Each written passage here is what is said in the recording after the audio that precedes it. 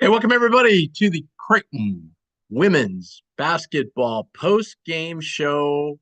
We're going to be doing it right here for all Creighton Women's post-game, excuse me, Creighton Women's postseason games throughout the season.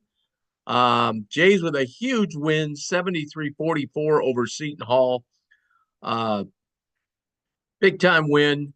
They got it right from the get-go, jumped on with a 23-point lead right off the bat, and they chipped away, got it down to 11 at halftime, and then the Jays came back and put up a really good number on the on the next sorry about that on the next quarter. So great win for the Jays. Couldn't be happier for Flan finally getting to the Big East championship game, and it's something that Flan I know really felt he really wanted real strongly. So he will be joining us here in a few minutes. So we can't wait to talk to him. Jays win 73-44, and of course they will take on UConn tomorrow night, 6 p.m. It's on FS1. The first two games have not gone well for the Jays with UConn. It's been the second quarter. I know that'll be a big point of emphasis uh, with Flan and his staff as they prepare for UConn tomorrow night. Um, why the second quarter? I don't know. Shots just don't fall. They have untimely turnovers, and it just seems like UConn goes off in that quarter. I mean, the last game they played, the Jays got off to a great start, took the lead, and then it was the second quarter. So once again, just one of those deals, right? Um, but the Jays played really, really well today, and they came out with such intensity, such fire. I love the way the ball was moving around today. It really it was really popping, and you got to like that from the Jays when that ball is moving around on the offensive end as much as it was today. It never hurts when you knock down your first five, excuse me, 3-point shots. That's always going to make things go a little bit easier, and it did for the Jays today as well. Um, boy, you know, we see this both on the men's and the women's side. You get some players, you can rattle them off through the course of history, and it really you look back and you say, man, how are we ever going to go on without these players? And we certainly have two in Lauren Jensen and Morgan Malley. Now the second and third all-time leading scorers, respectively, in Creighton women basketball history. An incredible accomplishment today. They were huge again, as they have been so many other times. Today, let's see, Morgan. You have to see. Here we go. Morgan and Lauren led them both in scoring, and as they have a good chunk of the season. Morgan had played. The good thing too today, they got such a big lead. They're able to rest some of these players with Morgan with her knee and so forth. So she's able to get a little bit of a break. Morgan had 14 points. Lauren had 19. Kennedy Townsend, nice game, chipped in with 10 as well. But this work was all done early on, and the Jays got it done very early on, and took that big 23-point lead in the first quarter and just rolled from there. I thought some great defense. There was also just shots not dropping for Seton Hall, and that happens sometimes. It's happened to the Jays in this tournament before, but not today. Not today. They came out with a real strong effort and a determination, if you will. I know Flan and I talked about this last night on the post-game show. And by the way, you can go to Blue Jay Banner and go to Blue Jay Banner YouTube tube. You can see all the past, both men's and women's post-game shows. So if you missed our men's last night, go check that out there. If you missed our women's last night, go check that out there.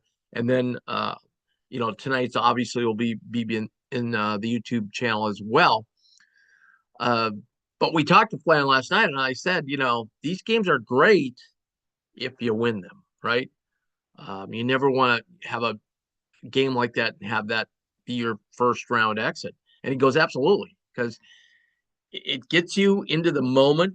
It gets you under a lot of pressure in a pressure situation, and gives you a tight game as you head on forward. And so I think that was a big help today.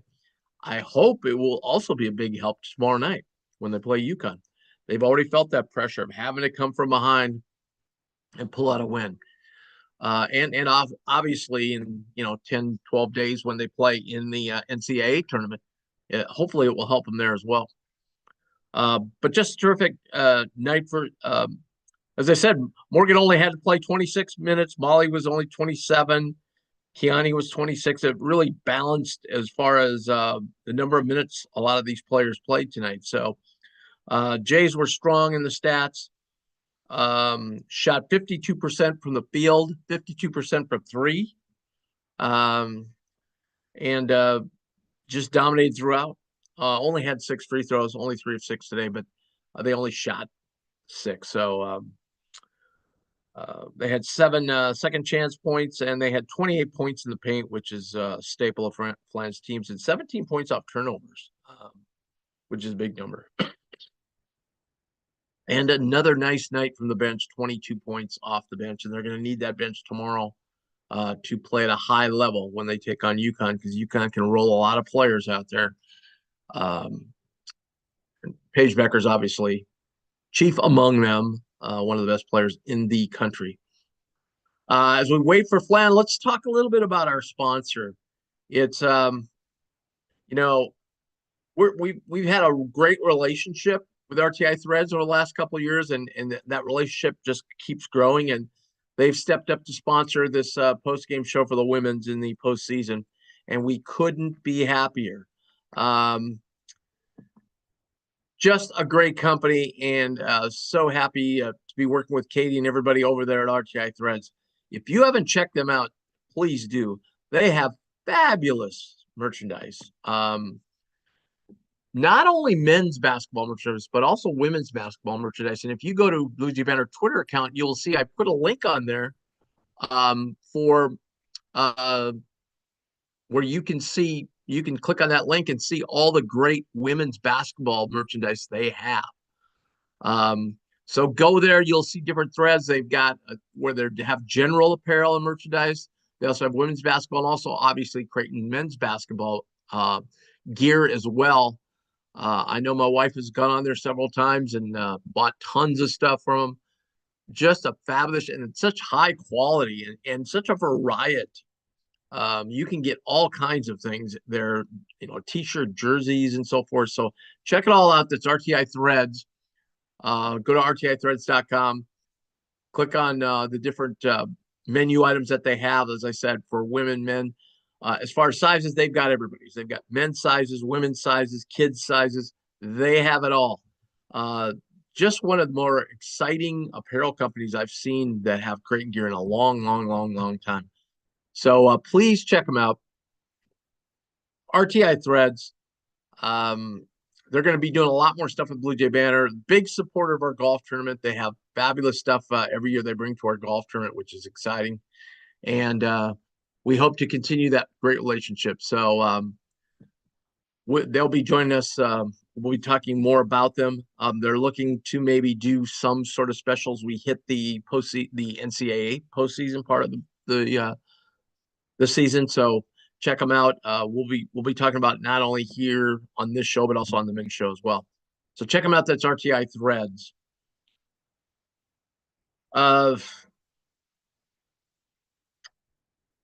Yeah, some of you asked this question yesterday on the men's post game, and I think they were like, "Well, wait a minute, how come there wasn't as many?" The dance team there, the band was there. Well, they're off in Connecticut with the women's team, and now they just flip right over and go over to the men's side to the Madison Square Garden next week for the men's tournament. So, and a great contingent of Creighton fans. I hope some of you that are listening.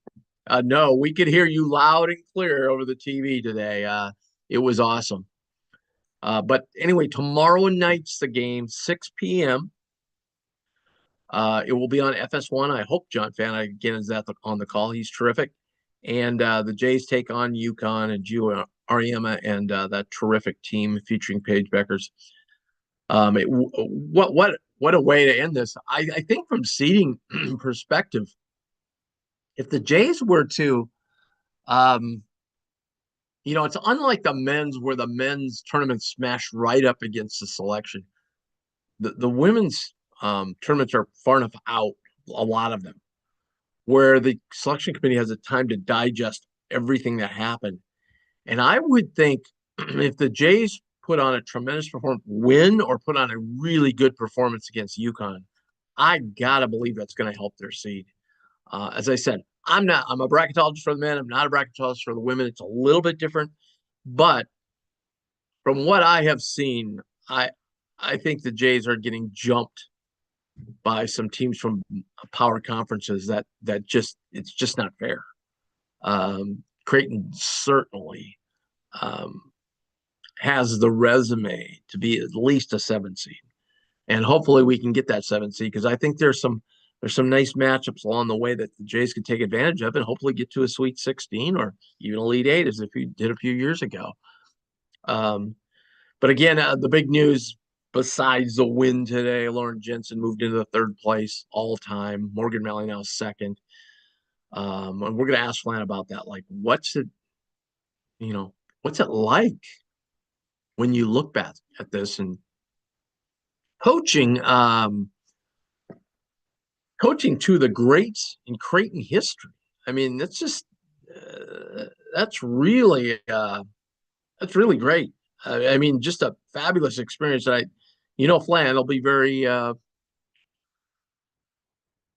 very complimentary of the players, say how hard they worked and everything. But I'm sure Flan has had a great deal to do with their development, and just Flan too. They popped up the thing today, but this will be, I think, if my math serves me correctly and I remember correctly, between he and Coach Mack, this will be 800 career wins at Creighton. Wow. That's all I can say is wow. All of you watching on YouTube, thanks so much. Appreciate it. Make sure you hit that subscribe button, man. It helps us so much. And if you could pass this along to friends and say, hey, just give this a look. And while you're on there, hit that subscribe button. It helps us a ton as we continue to grow this channel. It's only been up 2 years, not even 2 years, full 2 years yet. And we've really grown by leaps and bounds each year. We've grown about the first year was a huge jump in subscribers. This year, I think we've grown about roughly 40% subscribers again this year. So if we keep doing that, 3 or 4 years, we'll kind of get to where we want to be with this channel, and it'll allow us to do a whole lot more things. And for the women, for instance, it'll allow us to go live and go to games that are away from home and so on and so forth. So please do that. It'll help with our coverage so much. We want to thank you for that. Again, we said tomorrow night, 6 o'clock. So the men will play at 6 o'clock on Thursday night. They will take on Georgetown. That whole field is set now. If I can run through that. So Flan, just getting a note now. Flan will be with us in about 5 minutes or 10 minutes or so. So the men, as I said, play on Thursday night at 6 o'clock. The field is set. The opening round games, there's 3 games on Wednesday. It will be Villanova taking on Seton Hall. Villanova, the 6 seed, Seton Hall, the 11. Excuse me. Then it will be Georgetown taking on DePaul. DePaul won 2 games this week. Yeah. They're probably not a team you want to. I don't say it's a team you don't want to play, but it's kind of a team you've got to really be aware of as they gain confidence as this season rolls along. I know Coach Holtman said the other day that he knows he's not there yet. He said that's not going to happen till year 3. He goes, but this year we just wanted to get a few big wins, and they've got a couple this week. So I'm sure getting a win in Madison Square Garden would be huge for that squad as they move forward. And then the 8-9 game be Butler Providence. Butler team we saw yesterday look, they can't sustain that, but if they can shoot the way they did in that first 9 minutes, they can beat anybody in this league. Tremendous shooting performance by the Bulldogs yesterday. They've got some real skilled offensive players. It's kind of a matchup Creighton kind of likes because they play the same way as Creighton. Not a lot of in-your-face defense that they've seen from Marquette and from UConn and from St. John's.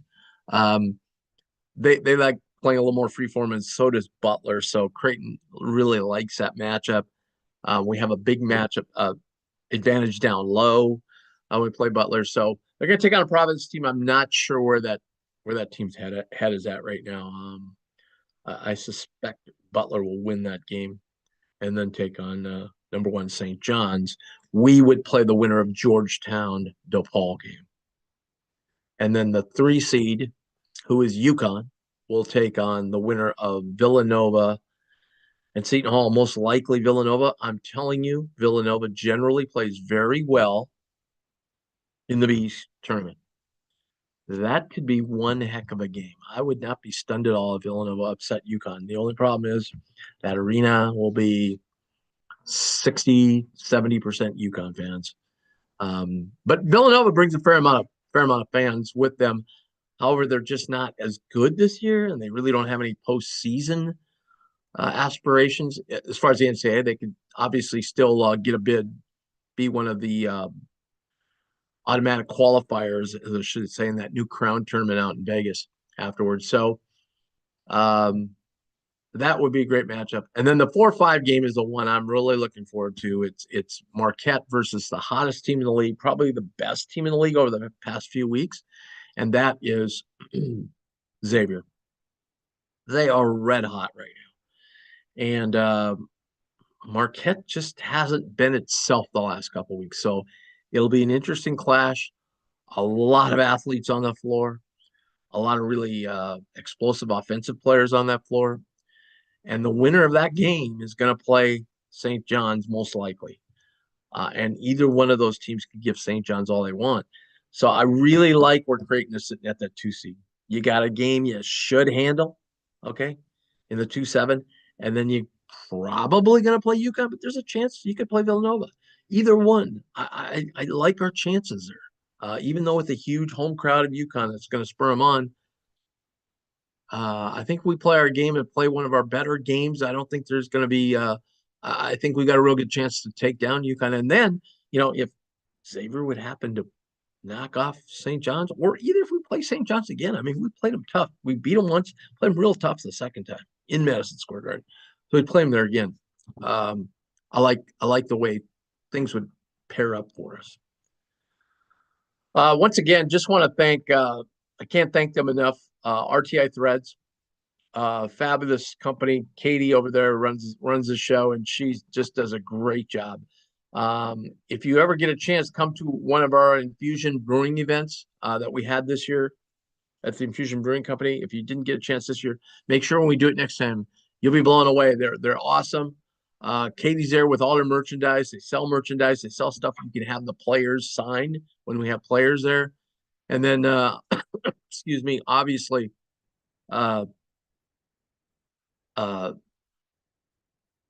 we have players there you can talk to, get autographs, pictures, so forth and so on. And we usually have coaches there as well who kind of give you a rundown of their team. We'll find out when we're going to do the next event. We'd kind of like to do one when the weather's really nice. We could. They have a huge patio area out there at Infusion, and you get to taste all these great beers. So, and they've been just thrilled with the 2 events we've done. RTI has been thrilled with the events we've done, and we've had great crowds. Even that last one when the weather was 20 below, we still had a great crowd show up. So, thanks to all you fans who did come out, and we're looking. I know I think Mallory's parents were there, if I remember correctly. I'm sorry, Morgan's parents were there. So that was awesome. So check out RTI Threads though. As I said, great apparel, men's, women's, kids, all sizes, and one of the few places that has women's basketball logo gear. So we're talking. Obviously, this is a women's post-game show. Will be great if you can support them as they support us, and go on there to get some women's apparel. So that's RTI Threads. Check them out. Go to their website. And as I said, they're going to have some specials coming up here for the postseason. Blue Jay Banners is still working on some more postseason plans. Should have those finalized early this week. Um, Obviously, one of the things we're doing is this post game show for the women's team, and we obviously had to start right now because they're in the Big East tournament, right? So I know that place at Mohegan Sun will be packed tomorrow night with UConn fans. But hey, um, it is what it is, right? When you're the top dog. But I was watching telecast today, and it's just great. Oh wait, John Fanta loves even though he's a Seton Hall guy, so I'm sure it's kind of tough for him broadcasting that game today. But he loves Creighton. He loves everything about Creighton. He just thinks they're such a perfect fit for the Big East and everything the Big East stands for. And he just went on and on about the athletic programs at Creighton, and we have terrific athletic program at Creighton programs, and talked about the women's basketball, volleyball, soccer's long been legendary at Creighton. So, and boy, we got some up and comers. Softball, the two golf teams have been outstanding lately, and we're looking at. I'm optimistic um, about the baseball team this year. I really am. So we're hoping that the weather gets nice. You can get out. They do have a home game, I believe, on Tuesday. Let me check that for sure, but I think they have a home game on Tuesday, and it is going to be fairly nice. So, hey, it would be awesome. They're going to play, yeah, Kansas State on Tuesday. Yeah, absolutely. So they'll take on the Wildcats here in a midweek game. Those wonderful midweek games. Um, So let's check on how they did today as we're waiting for Flan. I think they won. Let's see. And yeah, so here we go. 9-3 today, and they swept the doubleheader. 9-3 and 4-zip. So that puts us at 7-4. They had to play doubleheader today because of the weather. So the baseball team off to a great start as well. So there we go. All right, let's get back to the women's game. And man, we went through that lull kind of midway through the second quarter, and then bits and pieces in the third. But as I said, the way the ball was moving today, we got some great open looks, and Seton Hall got all frustrated. They couldn't figure us out. They had to stop Morgan from driving and Lauren from driving. They couldn't do that, so they went for zone for a little bit. And that didn't really work because the way we were moving the basketball, we got some open looks. And we had a lot of open looks, I thought, in the second half. Great open looks. And shots were going in and out. And so we were getting good looks. We'll ask Flan about that. I'm sure he was happy with the looks that we got. But shots just sometimes just aren't dropping, especially you go to these venues in the postseason. At Mohegan Sun, I mean, that's a place they're dropping in a court that they do play some college men's games there and women's games there, but for the most part, you get into these different backdrops, different arenas. I mean, obviously, way different backdrop than say at Sokol. So,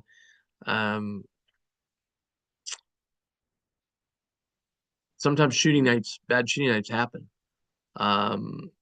The NCAAs, you get more into a standard arena where, especially the first rounds, where you're at somebody's site, and those tend to work a little bit better. All right, we are just moments away from head coach Jim FLANERY. Can't wait for him to join us and get a chat with Flan. Flan and I go way back, and just one of the, they were, and I'm glad they said it today. The media said, gosh, he's so accommodating, and he really is.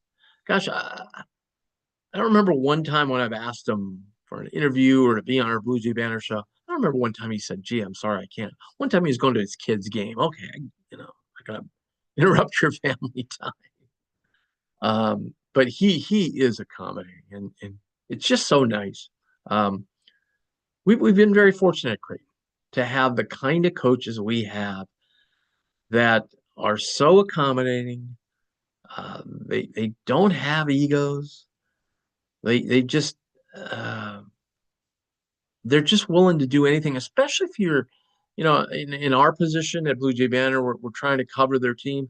I wish I could cover the women's game more. Just time won't allow me to. We try and do as much as we can on our Monday Blue Jay Banner shows.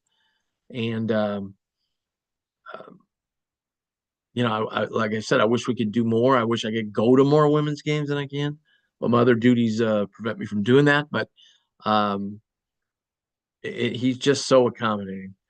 Speaking of Blue Jay Banner, I want to get this in before we go because we'll be heading out right after Flan's interview. We will not have a Blue Jay Banner show tomorrow night because of the basketball game. Okay, so no Blue Jay Banner tomorrow. We'll have the basketball game. I'm going to watch the women's game and then obviously do post game right afterwards, and we'll go from there. So we're seconds away, waiting for Flan to show up. There's Glenn Sisk getting Coach Hey, ready to go.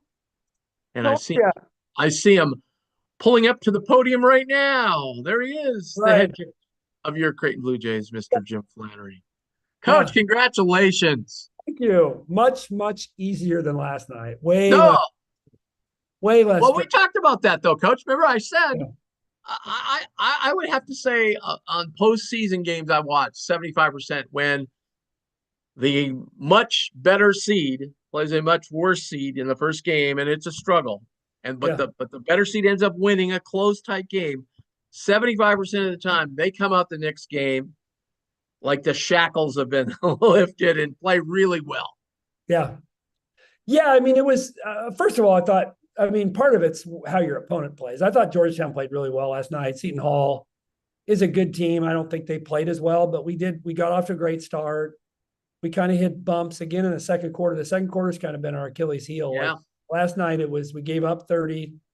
Tonight we only scored 10. So it was more about our offense. We turned the ball over against their press, just got a little bit sideways and sloppy, but I thought we came out in the third quarter and we weren't great on offense, but we kept that lead right around 11. And then once we hit a couple and got it up, our confidence was good. But yeah, getting off to a good start was huge. I think I thought our defense was cleaner, tighter over the course of the night. But some of it, like I said, had to do with I didn't think Seton Hall was probably quite as good as they normally are. They miss some looks that probably normally get a knockdown. But I've said this to you a million times. Man, you're a smart coach when you hit your first 5 threes, huh? Right? Yeah, that was. I mean, yeah, and that's where like I was. When you're up 23-6, you'd like to make it even easier, but in some ways, I think it was okay that they cut the lead down and we had to play at least through the third quarter, in a little bit into the fourth, because you want to stay sharp. So it's okay that we took a few minutes off, but tomorrow night we're not going to have that luxury. If we have, I just said, if we have the second quarter that we've had either the last two nights, it won't be. The game will be much more difficult to come back from, just because they're elite at kind of taking a few loose possessions on each end in a row and making it, and there's going to be, it's a home game for them too. So yeah. But well, to that point, or a second quarter you've had like the last 2 times you played. Right, exactly. I mean, that's why I kind of hesitated to bring it up. It's like that's been our Achilles. Both times. Is there anything you saw? Played them. Looking back on those films? I don't know. I mean, I can tell you that as of a few games ago, the best 5-minute stretch of basketball that we played from a plus minus standpoint was the last 5 minutes of the half. So if you break the game down into 8 5-minute segments, analytically, our best plus minus through just a couple games ago probably right before we played UConn, was those last 5 minutes of the second quarter. So it's kind of an anomaly, I think, that we've been so bad in the second quarters against them. But we're gonna have to correct that tomorrow. I mean, and the big thing is we can't turn the ball over at the rate that we have against them either time. They're really good defensively. But Villanova did a really good job. They only had one turnover through the first quarter tonight. So hopefully we can take some of that, but we're going to have to be tighter with the ball.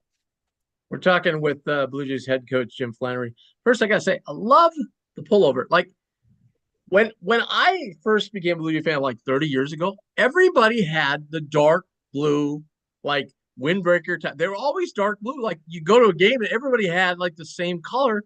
You don't ever see that anymore. And my question, and other people have said this too, is how come like we don't have uniforms that have that? I mean, baseball does, but basketball teams, what? You ever thought about that? Like having the dark blue with the white with like a lighter blue trim? I think that looked pretty sharp. I know. Well, and we've loosened up on so many things. Like when a few years ago, when Kevin Sarver was still at Creighton, it was like, he was telling you, hey, it's PMS 287 blue.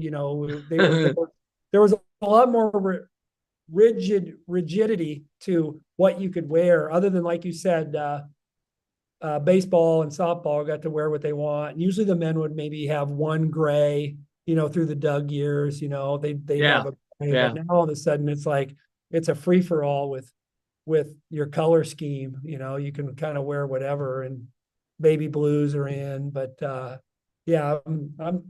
dig this color.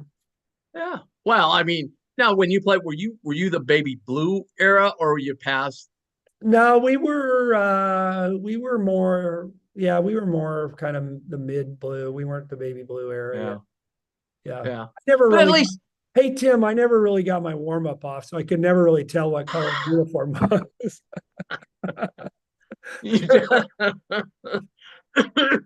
I've seen it happen, like in a high school game, the kid takes his warm up off and he doesn't have his jersey on. Hey, this is a true story. You know how bad I was as a player? So I walked on during the Tony Baroni. Shout out to Tony Baroni, Brian Baroni, Southern Illinois.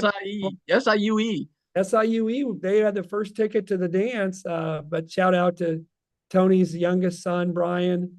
But anyway, my senior year, on senior day, I used to wear, I was a walk-on, so I took the uniforms that were left. So at home, I was number 25, which later became Chad Gallagher.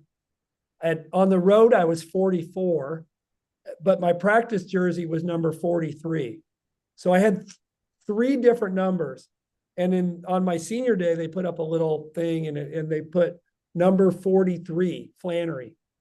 So, which I thought was appropriate, because that's really the only time somebody would have actually seen me play was in practice. So that was my practice jersey, number 43. But three, it's like, hey, what uniform do we have left that we can give Flannery? Yeah. It doesn't matter that they're not the same number. Well, hey, I'm with you on the jersey. I can't stand turning on a game, and New Mexico this year suddenly went to like a light blue. Or turquoise too, or whatever it was. Right. At least we'd have blue. Okay. Right. As long as you're somewhat in the palette, Yeah.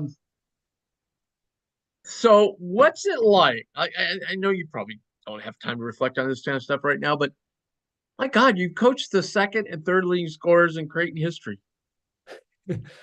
Yeah, that's amazing. I mean, part of it is obviously the COVID year, but if you think about it, Lauren didn't really. I think Lauren scored 23 points in her freshman year at Iowa, and Morgan probably scored less than 200. So it wasn't like, because it was COVID. I think we only played 22 games, and she was. Yeah. I think she averaged maybe 7-ish as a freshman. So, yeah, it's crazy. I didn't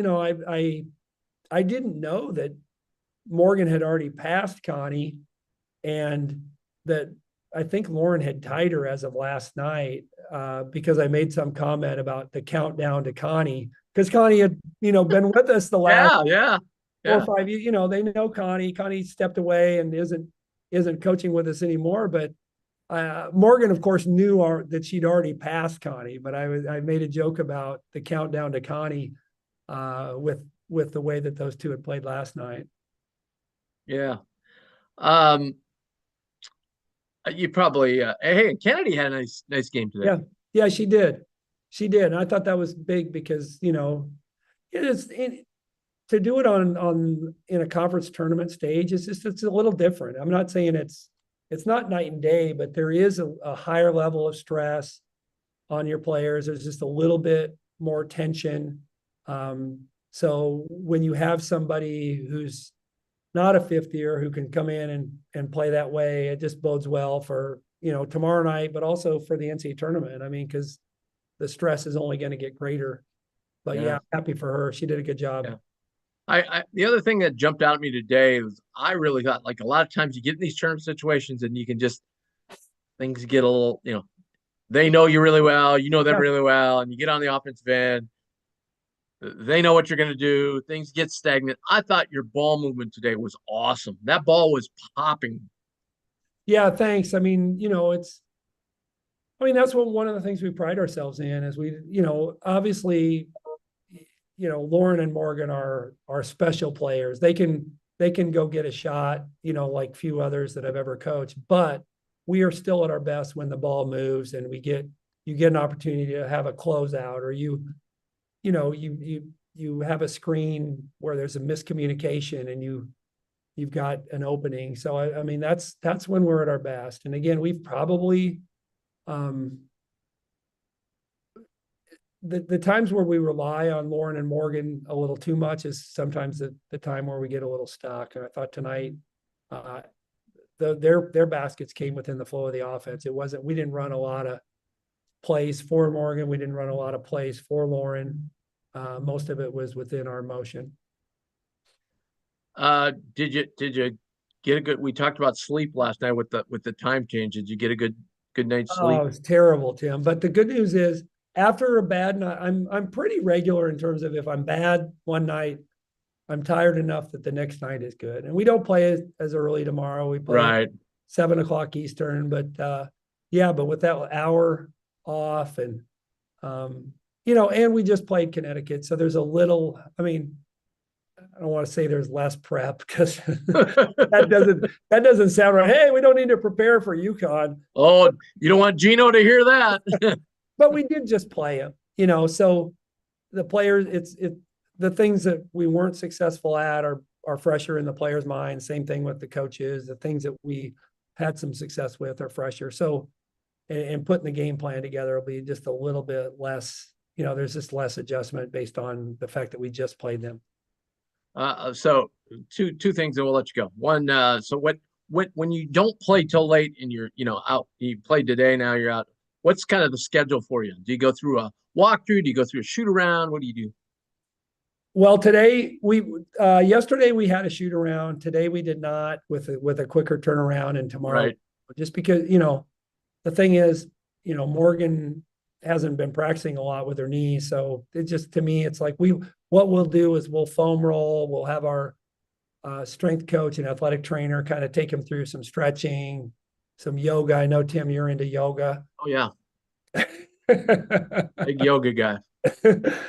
So we'll do that just to get their muscles loose and get some soreness out. And then we'll walk through some stuff in the ballroom, in our meeting room area where we have our meals. We'll walk through some things, and you just watch a little more film. You don't, because it's hard to get on the court. And Molly Mogensen has, she's got enough lower body soreness usually. So it was good that we got to play some people that last 5 or 6 minutes for two reasons. One, it's great to reward them to get into a conference tournament, but also probably saved us, 5 or 6 minutes with Morgan and Lauren. Yeah, that was nice. Got some rest today. So I mean, like those kids work really hard, and sometimes you get into the league and it's just really hard to get them on the floor. So that was good. But yeah, we won't do anything formal, but we'll watch film 2 different times tomorrow. So the first time will be a little longer, And then the second time we'll try to condense it. All right, last thing, 30 seconds. What's the one thing you got to do tomorrow? Yeah, we have to take care of the ball. We can't give them live ball turnovers. You know, again, they had 13 steals the first game, and then I said, well, we'll be a little better just because Kiani is playing in game 2, and we had 15, or they had 15 steals. So, and I, Yeah. you know, it's odd because we, again, their pressure is really good, but we were third in the country in fewest turnovers a game going into that second UConn game. And if you'd have watched that game, it'd have been like, what? But we have to be tighter with the ball. We'll have a better plan for their full court pressure. The first game, it was more their half court pressure. And then they threw more full court pressure at us the second game. So hopefully we'll have a better plan for that, but we've got to be tight with the ball, and then transition defense. Because if you turn the ball over, you're either giving up layups, but also just even they run really well off misses. Flan, thanks so much for joining us. This was great. Congratulations. Best of luck tomorrow. We'll chat tomorrow. Okay, sounds good. Thanks, Tim. Thanks, Flan. Bye, everybody. That's head coach Jim Flannery of the victorious Jays today, 73-44 over Seton Hall to move into the championship game of the 2025 Big East Women's Basketball Tournament at Mohegan Sun Arena in Connecticut. So we want to thank Flan so much for joining us. He's always terrific. All right, we'll be right back here tomorrow night after the game. I'm guessing 8:30-ish, 8:45-ish. We'll be jumping on to do the post-game show again. Hopefully a big upset and a historic win for the Blue Jays in their first ever final of the Big East tournament. Again, thanks, RTI Threads. Couldn't do it without them. They're terrific. Check them out. Go to their website. And we'll talk tomorrow night. Thank you so much.